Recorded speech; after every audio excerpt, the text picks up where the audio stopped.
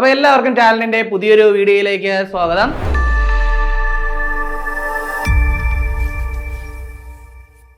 അപ്പോൾ ഈ വീഡിയോയിൽ നമ്മൾ ഡിസ്കസ് ചെയ്യാൻ പോകുന്നത് നമ്മുടെ പത്മ അവാർഡ്സിനെ പറ്റിയാണ്.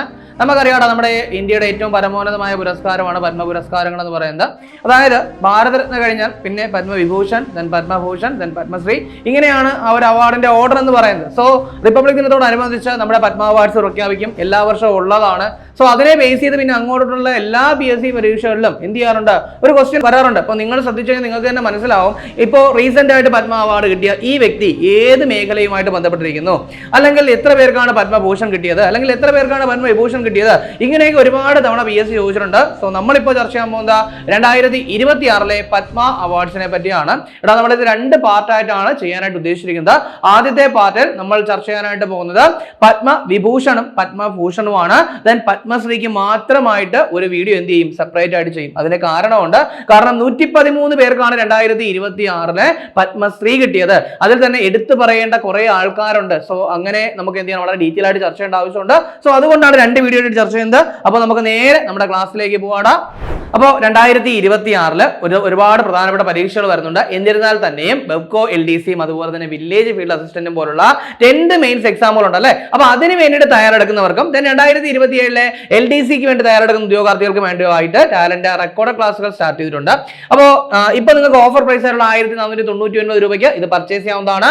ദെൻ ഇതിന്റെ ഫീച്ചേഴ്സ് 200 മണിക്കൂറിലേറെയുള്ള റെക്കോർഡ് ക്ലാസ്സുകൾ ഉണ്ടാവും.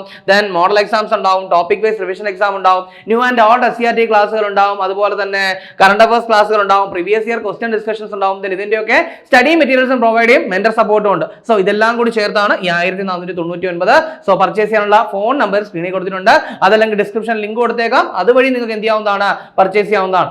അപ്പൊ ആദ്യം നമുക്ക് നോക്കാനുള്ളത് പത്മവിഭൂഷൺ ആണ്. അപ്പൊ 2026 പത്മവിഭൂഷൺ അവാർഡാണ് നമ്മൾ ആദ്യം നോക്കാൻ പോകുന്നത്. ഈ വർഷം അതായത് 2026 പത്മവിഭൂഷൺ കിട്ടിയത് 5 പേരാണ്.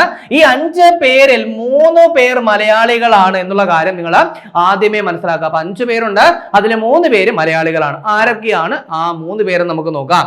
ഒന്ന് VS അച്യുതാനന്ദനാണ്. പ്രത്യേകിച്ച് ഒരു പരിചയപ്പെടുത്തലിന് ആവശ്യമില്ലാത്ത വ്യക്തിയാണ്. അപ്പോൾ പൊതുപ്രവർത്തനം എന്നുള്ളൊരു എന്താണ് ആ ഒരു രംഗത്ത് നൽകിയ സമഗ്ര സംഭാവനകൾ പരിഗണിച്ചാണ് അദ്ദേഹത്തിന് എന്ത് ചെയ്തിരിക്കുന്നത്, പുരസ്കാരം നൽകിയിരിക്കുന്നത്. ഏറ്റവും പ്രധാനപ്പെട്ട കാര്യം എന്ന് പറയുന്നത് അദ്ദേഹത്തിന് മരണാനന്തര ബഹുമതിയായിട്ടാണ് പുരസ്കാരം കിട്ടിയത് കേട്ടോ. അപ്പൊ മരണാനന്തര ബഹുമതിയായിട്ട് VS അച്യുതാനന്ദന് 2026 പത്മവിഭൂഷൺ കിട്ടുകയുണ്ടായി. ഏറ്റവും ശ്രദ്ധേയമായ കാര്യം എന്ന് പറയുന്നത് 2025 ജൂലൈ 21 VS അച്യുതാനന്ദൻ അന്തരിച്ചത് എന്നുള്ളൊരു കാര്യം കൂടി നിങ്ങൾ നോട്ട് ചെയ്യുക. നമ്മുടെ കേരളത്തിന്റെ ഏറ്റവും പ്രായം കൂടിയ മുഖ്യമന്ത്രി, കേരളത്തിന്റെ ഏറ്റവും പ്രായം കൂടിയ പ്രതിപക്ഷ നേതാവ്, ഇതൊക്കെ ആരാണ്, VS അച്യുതാനന്ദനാണ്. ദെൻ 1946 പുന്നപ്ര വയലാർ സമരത്തിൽ പങ്കെടുത്ത കേരള മുഖ്യമന്ത്രി ആരാണെന്ന് ചോദിച്ചു കഴിഞ്ഞാൽ അതും ആര് തന്നെ, VS അച്യുതാനന്ദൻ തന്നെ. അതുപോലെ തന്നെ നമ്മുടെ കേരളപ്പിറവിയുടെ 50ാം വാർഷികം ആഘോഷിക്കുന്ന സമയത്തെ കേരള മുഖ്യമന്ത്രി ആരെന്ന് ചോദിച്ചു കഴിഞ്ഞാൽ അതും ആര് തന്നെയാടാ, അതും VS അച്യുതാനന്ദനാണ് അല്ലെ. അപ്പൊ ഇതൊക്കെ നമ്മൾ ഓൾറെഡി VS അച്യുതാനന്ദനുമായിട്ട് ബന്ധപ്പെട്ട് പറഞ്ഞു കഴിഞ്ഞ കാര്യങ്ങളാണ്. എന്നിരുന്നാൽ തന്നെയും നിങ്ങളൊന്ന് കൃത്യമായിട്ട് നോട്ട് ചെയ്യുക. അപ്പോ VS അച്യുതാനന്ദന് 2026 പത്മവിഭൂഷൺ പുരസ്കാരം മരണാനന്തര ബഹുമതിയായിട്ട് കിട്ടി. അപ്പൊ അങ്ങനെയാണെങ്കിൽ 2025 ഒരു മലയാള സാഹിത്യകാരന് എന്താണ് മരണാനന്തര ബഹുമതിയായിട്ട് പത്മവിഭൂഷൺ കിട്ടിയിട്ടുണ്ടായിരുന്നല്ലോ. ആർക്കാണ്, നമ്മുടെ MD വാസുദേവൻ നായർ അല്ലെ. MDക്ക് 2025 പത്മവിഭൂഷൺ കിട്ടിയിട്ടുണ്ടായിരുന്നു, മരണാനന്തര ബഹുമതിയാണ്. ഇനി അത് മാത്രമല്ല, MD വാസുദേവൻ നായർ അന്തരിച്ചത് 2024 ഡിസംബർ 25 അപ്പൊ അതുകൂടെ നിങ്ങൾ നോട്ട് ചെയ്തേക്കെ. ഇനി 2024 അടുത്ത മലയാളിയിലേക്ക് വരാം. ജസ്റ്റിസ് KT തോമസ് ആരാണ്, ജസ്റ്റിസ് KT തോമസ് ആണ്. അപ്പൊ അദ്ദേഹം എന്ന് പറയുന്നത് ഈ പറയും പോലെ പൊതുപ്രവർത്തനം എന്ന് പറയുന്ന മേഖലയിൽ അദ്ദേഹം നൽകിയ സംഭാവനകൾ പരിഗണിച്ചു തന്നെയാണ് അദ്ദേഹത്തിന് പുരസ്കാരം നൽകിയത്. അദ്ദേഹം സുപ്രീം കോടതിയിലെ ജഡ്ജി ആയിരുന്നു. ഇങ്ങനെയുള്ള കാര്യങ്ങൾ കൂടി നോട്ട് ചെയ്യുക. ദെൻ അടുത്ത വ്യക്തി എന്ന് പറയുന്നത് P നാരായണനാണ്. അപ്പൊ അദ്ദേഹത്തിന് സാഹിത്യം, അതുപോലെ തന്നെ സാഹിത്യം, വിദ്യാഭ്യാസം, ഈ ഒരു മേഖലയിൽ അദ്ദേഹം നൽകിയ സംഭാവനകൾ പരിഗണിച്ചുകൊണ്ടാണ് ഈ പറയുന്ന P നാരായണൻ എന്ത് ചെയ്തിരിക്കുന്നത്, പുരസ്കാരം നൽകിയിരിക്കുന്നത്. സോ പത്മവിഭൂഷൺ കിട്ടിയ 5 പേരിൽ 3 പേർ മലയാളികളാണെന്ന് പറഞ്ഞു. ആ 3 പേരെ പറ്റി നമ്മൾ എന്ത് ചെയ്ത് കഴിഞ്ഞു, ചർച്ച ചെയ്ത് കഴിഞ്ഞിരിക്കുകയാണ്. ഇതിൽ എന്തായാലും VS അച്യുതാനന്ദൻ നിങ്ങൾ കാര്യമായിട്ടൊന്ന് നോട്ട് ചെയ്ത് തന്നെ വെച്ചേക്കുക. ഇനി അടുത്ത് നമുക്ക് നോക്കാനുള്ള പേരെന്ന് പറയുന്നത് ഡോക്ടർ എൻ രാജം. എന്താണ് ഡോക്ടർ എൻ രാജം? അപ്പൊ ഇതെന്ന് പറയുന്നത് അറിയപ്പെടുന്ന ഒരു വയലിൻ കലാകാരിയാണ് ഈ പറയുന്ന എൻ രാജം എന്ന് പറയുന്നത്. സോ ഞാൻ നിങ്ങളോട് പറയാൻ പോകുന്നത് ഏറ്റവും പ്രധാനമായിട്ട് നിങ്ങളൊരു PSC പരീക്ഷയെ ബേസ് ചെയ്ത് പഠിക്കുന്ന സമയത്ത് ഏറ്റവും പ്രധാനമായിട്ട് നോട്ട് ചെയ്ത് വെക്കേണ്ട ഒരു പേരായിട്ട് ഞാൻ പറയുന്ന പേര് ഇതാണ്, ഡോക്ടർ എൻ രാജമാണ്. അപ്പോ ഏത് മേഖലയെന്ന് മനസ്സിലായി കാണും, കലയാണ് മേഖല.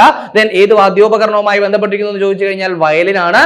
പാടുന്ന വയലിൻ എന്നറിയപ്പെടുന്ന കലാകാരിയാണ് ആരെന്ന് പറയുന്നത് എൻ രാജു എന്ന് പറയുന്നത്. ജസ്റ്റ് എന്ത് ചെയ്യുക, സ്റ്റേറ്റ് കൂടി ഓർത്ത് വെച്ചേക്കുക, ഉത്തർപ്രദേശാണ്. അപ്പൊ UP ആണ് എൻ രാജത്തിന്റെ എന്താണ് സ്റ്റേറ്റ് എന്ന് പറയുന്നത്. അതുകൂടി നോട്ട് ചെയ്തേക്കെ. അപ്പൊ ഏറ്റവും പ്രധാനപ്പെട്ട ചോദ്യം ഇതാണ്, 2026 പത്മവിഭൂഷൺ കിട്ടിയ എൻ രാജം ഏത് വാദ്യോപകരണവുമായി ബന്ധപ്പെട്ടിരിക്കുന്നു എന്ന് ചോദിച്ചു കഴിഞ്ഞാൽ വയലിനാണ്. ദെൻ അടുത്തത് ധർമ്മേന്ദ്രയാണ്. പ്രത്യേകിച്ച് പരിചയപ്പെടുത്തേണ്ട ആവശ്യമില്ല, അറിയപ്പെടുന്ന എന്താണ് ചലച്ചിത്ര നടനാണ്, ബോളിവുഡ് ചലച്ചിത്ര നടനാണ് ധർമ്മേന്ദ്ര എന്ന് പറയുന്നത്. റീസെന്റ് ആയിട്ടാണ് അദ്ദേഹം അന്തരിച്ചത്. ദെൻ അദ്ദേഹത്തിന് മരണാനന്തര ബഹുമതിയായിട്ട് പത്മവിഭൂഷൺ ലഭിക്കുകയുണ്ടായി എന്നൊരു കാര്യം നോട്ട് ചെയ്യുക.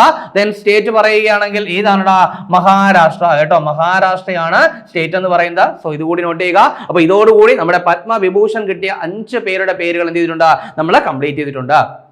ഇനി പത്മഭൂഷണിലേക്ക് പോവാം. പത്മഭൂഷണിലേക്ക് പോകുമ്പോൾ ആദ്യമേ പറഞ്ഞു 13 പേർക്കാണ് പത്മഭൂഷൺ കിട്ടിയത്. അതിൽ 2 മലയാളികളുണ്ട്. പത്മഭൂഷൺ കിട്ടിയ 2 മലയാളികളുണ്ട്. അതിൽ ആദ്യത്തെ ആള് നമ്മുടെ മലയാളത്തിന്റെ സ്വന്തം മമ്മൂട്ടിയാണ് അല്ലെ. മമ്മൂട്ടിക്ക് 2026 പത്മഭൂഷൺ ബഹുമതി കിട്ടുകയുണ്ടായി. അദ്ദേഹം എന്ന് പറയുന്നത് മികച്ച നടനുള്ള ദേശീയ പുരസ്കാരം ഏറ്റവും കൂടുതൽ തവണ നേടിയ മലയാളി എന്ന് പറയുന്നത് ആരാണ്, മമ്മൂട്ടിയാണ്. ഏറ്റവും കൂടുതൽ തവണ മികച്ച നടനുള്ള സംസ്ഥാന പുരസ്കാരം നേടിയതും ആര് തന്നെ, മമ്മൂട്ടി തന്നെ. 2022 നമ്മുടെ പത്മ പുരസ്കാരങ്ങളുടെ മാതൃകയിൽ കേരള പുരസ്കാരങ്ങൾ പ്രഖ്യാപിക്കുകയുണ്ടായി. അന്ന് മമ്മൂട്ടിക്ക് കേരള പ്രഭ എന്ത് ചെയ്തിട്ടുണ്ടായിരുന്നു, ലഭിച്ചിട്ടുണ്ടായിരുന്നു. അപ്പോൾ അത് കൃത്യമായിട്ട് നോട്ട് ചെയ്തേക്കെ. 2022 കേരള പ്രഭ കിട്ടിയ ആളാണ് ആരെന്ന് പറയുന്നത്, മമ്മൂട്ടി എന്ന് പറയുന്നത്. സോ അതുകൂടി ഒന്ന് നോട്ട് ചെയ്ത് വെച്ചേക്കുക. അപ്പോൾ നമ്മൾ മമ്മൂട്ടിയുമായിട്ട് ബന്ധപ്പെട്ട കുറച്ച് കാര്യങ്ങൾ പറഞ്ഞു. ഒന്ന്, മികച്ച നടനുള്ള ദേശീയ പുരസ്കാരം ഏറ്റവും കൂടുതൽ തവണ നേടിയ മലയാളി, മികച്ച നടനുള്ള സംസ്ഥാന പുരസ്കാരം ഏറ്റവും കൂടുതൽ തവണ നേടിയ വ്യക്തി, ഇതൊക്കെ ആര് തന്നെ, മമ്മൂട്ടി തന്നെ. 2022 അദ്ദേഹത്തിന് കേരള പ്രഭ പുരസ്കാരം കിട്ടിയിട്ടുണ്ടായിരുന്നു. ഇത്രയും കൃത്യമായിട്ട് നോട്ട് ചെയ്യുക. അപ്പോൾ മേഖലയും അറിയാലോ, കലയാണ് മേഖല. അടുത്തത് വെള്ളാപ്പള്ളി നടേശനാണ്. പൊതുപ്രവർത്തനം എന്ന് പറയുന്ന മേഖലയിൽ നൽകിയ സംഭാവനകൾ പരിഗണിച്ചാണ് പുരസ്കാരം. അദ്ദേഹം SNDP യോഗത്തിന്റെ ജനറൽ സെക്രട്ടറി ആണ് എന്നുള്ളൊരു കാര്യം കൂടി ജസ്റ്റ് ഒന്ന് നോട്ട് ചെയ്ത് വെച്ചേക്കുക. അപ്പോൾ മമ്മൂട്ടി, വെള്ളാപ്പള്ളി നടേശൻ ഈ 2 പേർക്ക്, ഈ 2 മലയാളികൾക്ക് എന്ത് ചെയ്തു, 2026 പത്മഭൂഷൺ ബഹുമതി കിട്ടിയെന്നുള്ള കാര്യം നോട്ട് ചെയ്യുക. ദെൻ ഇനിയുള്ള ബാക്കി 11 പേരും മലയാളികളല്ല, പുറത്തുള്ള ആൾക്കാരാണ്. സോ അതുകൊണ്ട് തന്നെ വളരെ കൃത്യമായിട്ട് അവരുടെ സ്ഥലം ഏതാണെന്നും അവരുടെ മേഖല ഏതാണെന്നും വ്യക്തമായിട്ട് അറിഞ്ഞിരിക്കേണ്ട ആവശ്യമുണ്ട്. അപ്പോൾ മലയാളികളെ കഴിഞ്ഞു. ഇനി മറ്റുള്ളവരാണെന്ന് നമ്മൾ പറഞ്ഞു കഴിഞ്ഞു. അപ്പോൾ ഇനി മറ്റുള്ള 11 പേര് ആരൊക്കെയാണെന്ന് നോക്കാം. അതിൽ ആദ്യത്തെ ആളെന്ന് പറയുന്നത് അൽക്ക യാഗ്നിക്കാണ്. അപ്പോൾ മഹാരാഷ്ട്ര എന്നുള്ള ഒരു പിന്നണി ഗായികയാണ് ഈ പറയുന്ന അൽക്ക യാഗ്നിക്. സംഗീതം, അപ്പോൾ കലാമേഖലയ്ക്ക് നൽകിയ സംഭാവനകൾ പരിഗണിച്ചാണ് പുരസ്കാരം എന്നുള്ള കാര്യം നോട്ട് ചെയ്യുക. അടുത്തത് വിജയ് അമൃതരാജാണ്. തമിഴ്നാടുകാരനാണ്, പക്ഷേ USA എന്നാണ് അവർ ടേബിളിൽ കൊടുത്തിരിക്കുന്നത്. വിജയ് അമൃതരാജ ടെന്നീസിന് നൽകിയ സംഭാവനകൾ, അതായത് കായിക രംഗത്ത് നൽകിയ സംഭാവനകൾ പരിഗണിച്ചാണ് വിജയ് അമൃതരാജന് പുരസ്കാരം കിട്ടിയേക്കുന്നത്. അടുത്തത് ഷിബു സോറനാണ്. ഈ ഷിബു സോറൻ എന്ന് പറയുന്ന പേര് നമുക്കറിയാം അല്ലെ, അതായത് ഹേമന്ത് സോറന്റെ പിതാവ്, നിലവിലെ ജാർഖണ്ഡ് മുഖ്യമന്ത്രിയായ ഹേമന്ത് സോറന്റെ പിതാവാണ് ഷിബു സോറൻ എന്ന് പറയുന്നത്. ജാർഖണ്ഡ് മുക്തി മോർച്ചയുടെ സ്ഥാപകനാണ് ഇദ്ദേഹം. റീസെന്റ് ആയിട്ടാണ് അന്തരിച്ചത്. സോ അതുകൊണ്ട് തന്നെ മരണാനന്തര ബഹുമതിയായിട്ടാണ് ഷിബു സോറന് പുരസ്കാരം കിട്ടിയെന്നുള്ള കാര്യം നോട്ട് ചെയ്യുക. ഇനി അടുത്തത് ഉദയ് കൊട്ടക്കാണ്. അദ്ദേഹം വാണിജ്യം അതുപോലെ തന്നെ വ്യാപാരം ഈ രംഗങ്ങളിൽ നൽകിയ സമഗ്ര സംഭാവനകൾ പരിഗണിച്ചാണ് പുരസ്കാരം. അദ്ദേഹം മഹാരാഷ്ട്ര സ്വദേശിയാണ് കേട്ടോ, മഹാരാഷ്ട്രക്കാരനാണ് ഈ പറയുന്ന ഉദയ് കൊട്ടക് എന്ന് പറയുന്നത്. കൊടക് മഹീന്ദ്ര ബാങ്കിന്റെ സ്ഥാപകനാണ്. ഉദയ് കൊട്ടക് എന്ന് പറയുന്നത്. സോ അദ്ദേഹത്തിനും എന്ത് ചെയ്തിട്ടുണ്ട്, 2026 പത്മഭൂഷൺ ബഹുമതി കിട്ടിയിട്ടുണ്ട്. അടുത്തത് ഭഗത് സിംഗ് കോഷിയാരി. ആരാണ്, ഭഗത് സിംഗ് കോഷിയാരി ആണ്. അപ്പൊ അദ്ദേഹം പൊതുപ്രവർത്തന രംഗത്തെ അദ്ദേഹത്തിന്റെ സംഭാവനകൾ പരിഗണിച്ചാണ് പുരസ്കാരം. ഉത്തരാഖണ്ഡ് സ്വദേശിയാണ്. ഇനി ഏറ്റവും പ്രധാനപ്പെട്ട കാര്യം എന്ന് പറയുന്നത് ഇദ്ദേഹം ഉത്തരാഖണ്ഡിന്റെ മുൻ മുഖ്യമന്ത്രിയായിരുന്നു. അപ്പോൾ ഉത്തരാഖണ്ഡിന്റെ മുൻ മുഖ്യമന്ത്രിയായിരുന്ന ആർക്കാണ്, ഭഗത് സിംഗ് കോഷിയാരിക്ക് എന്ത് ചെയ്തിട്ടുണ്ട്, 2026 പത്മഭൂഷൺ കിട്ടിയിട്ടുണ്ട്. ഉത്തരാഖണ്ഡിന്റെ മുഖ്യമന്ത്രി എന്നതിനേക്കാൾ ഉപരി മഹാരാഷ്ട്രയുടെ ഗവർണറും ആയിരുന്നിട്ടുണ്ട് കേട്ടോ. അപ്പൊ അതുകൂടി ഒന്ന് ഓർത്തു വയ്ക്കാൻ വേണ്ടിയിട്ട് ശ്രമിക്കുക. അടുത്ത നമുക്ക് നോക്കാനുള്ള പേര് ഡോക്ടർ നോറി ദത്താത്രേയുഡു. അപ്പോൾ അദ്ദേഹം വൈദ്യശാസ്ത്ര രംഗത്ത് നൽകിയ സംഭാവനകൾ പരിഗണിച്ചാണ് പുരസ്കാരം. അറിയപ്പെടുന്ന ഒരു ഓങ്കോളജിസ്റ്റ് ആണ്, അതായത് അർബുദ രോഗ വിദഗ്ധനാണ്. ആരെന്ന് പറയുന്നത് ഈ പറയുന്ന നോറി ദത്താത്രേയുഡു എന്ന് പറയുന്നത്. സോ അതുകൂടി നോട്ട് ചെയ്യുക. ഇനി അടുത്തത് പീയൂഷ് പാണ്ഡെ ആണ്. മരണാനന്തര ബഹുമതിയായിട്ടാണ് അദ്ദേഹത്തിനും പുരസ്കാരങ്ങൾ നൽകിയത്. മഹാരാഷ്ട്ര സ്വദേശിയാണ്. അദ്ദേഹത്തിന് കല എന്ന് പറയുന്ന മേഖല, അതായത് പരസ്യ ചിത്രങ്ങളൊക്കെ ചെയ്യുന്ന ഒരു വ്യക്തിയാണ്. ആരെന്ന് പറയുന്നത് പീയൂഷ് പാണ്ഡെ. ദെൻ ഇന്ത്യൻ പരസ്യ ചിത്രങ്ങളുടെ പിതാവ് എന്നൊക്കെ അറിയപ്പെടുന്ന വ്യക്തി കൂടിയാണ് ഈ പീയൂഷ് പാണ്ഡെ. സോ അദ്ദേഹത്തിന് മരണാനന്തര ബഹുമതിയായിട്ട് 2026 പത്മഭൂഷൺ കിട്ടുകയുണ്ടായി. ദെൻ അടുത്തത് VK മൽഹോത്ര, പൊതുപ്രവർത്തനമാണ്, ഡൽഹിയാണ് അദ്ദേഹത്തിന്റെ നാട്. ദെൻ മരണാനന്തര ബഹുമതിയായിട്ടാണ് അദ്ദേഹത്തിന് എന്ത് ചെയ്തത്, ഈ ഒരു പുരസ്കാരം കിട്ടിയത്. സോ നിങ്ങൾ കൃത്യമായിട്ട് നോട്ട് ചെയ്യേണ്ടത് ഈ ഒരു കലാരംഗത്ത് അല്ലെങ്കിൽ കായിക രംഗത്ത് ഒക്കെ പുരസ്കാരം കിട്ടിയ ആൾക്കാരെ ഒന്ന് കാര്യമായിട്ട് നോട്ട് ചെയ്യുക. ബാക്കിയുള്ളതൊക്കെ വേണ്ട എന്നല്ല, ജസ്റ്റ് ഒന്ന് നോട്ട് ചെയ്ത് വെച്ചേക്കുക എന്ന് മാത്രമേ ഉള്ളൂ. ഇനി അടുത്തത് ശതവദാനി ആർ ഗണേഷ്. ആരാണ്? ശതവദാനി ആർ ഗണേഷ് ആണ്. കലാരംഗത്ത് നൽകിയ സംഭാവനകൾ പരിഗണിച്ചാണ് പുരസ്കാരം. കർണാടക സ്വദേശിയാണ്. ദെൻ അദ്ദേഹവുമായിട്ട് ബന്ധപ്പെട്ട് ഏറ്റവും കാര്യമായിട്ട് ഞാൻ നേരത്തെ ഒരു പേര് പറഞ്ഞതുപോലെ, രാജ്യത്തിന്റെ പേര് പറഞ്ഞതുപോലെ തന്നെ നോട്ട് ചെയ്ത് വെക്കേണ്ട മറ്റൊരു പേരാണ് ഈ പറയുന്ന ശതവദാനി ആർ ഗണേഷ് എന്ന് പറയുന്നത്.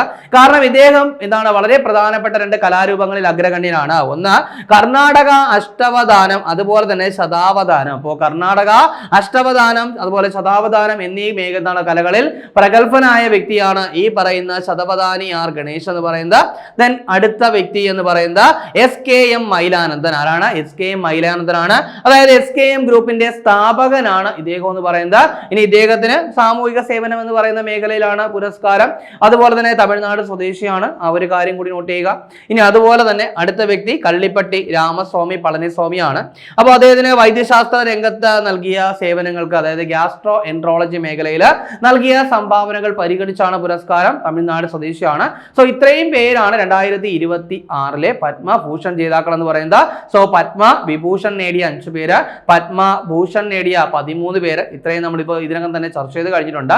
അപ്പോൾ 2026 ഒരുപാട് ഡിഗ്രി ലെവൽ എക്സാംസ് നടക്കാനുണ്ട്. പ്രത്യേകിച്ച് university assistant, company board assistant, excise inspector, SI. അപ്പോൾ ഇങ്ങനെ ഒരു വലിയ ലൈനപ്പ് തന്നെ നിങ്ങളുടെ മുന്നിലുണ്ട്. അപ്പോൾ ഇതിന് വേണ്ടിയിട്ടൊക്കെ തയ്യാറെടുക്കുന്ന ഉദ്യോഗാർത്ഥികൾക്ക് വേണ്ടിയിട്ട് ടാലന്റ് ഒരു റെക്കോർഡ് ക്ലാസ് ആരംഭിച്ചിട്ടുണ്ട്. 2499 ഇതിന്റെ പ്രൈസ് എന്ന് പറയുന്നത്. ദെൻ ഇതിന്റെ പൂർണ്ണമായിട്ടും സിലബസ് കവർ ചെയ്യുന്നു.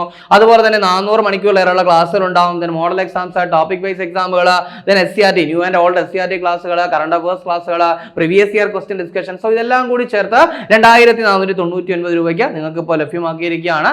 ലൈഫ് ടൈം വാലിഡിറ്റി ആണ്. പർച്ചേസ് ചെയ്യാനുള്ള ഫോൺ നമ്പർ സ്ക്രീനിൽ ഉണ്ടാവും, അല്ലെങ്കിൽ ഡിസ്ക്രിപ്ഷൻ ലിങ്ക് ഉണ്ട്. സോ അതുവഴി നിങ്ങൾക്ക് പർച്ചേസ് ചെയ്യാവുന്നതാണ്.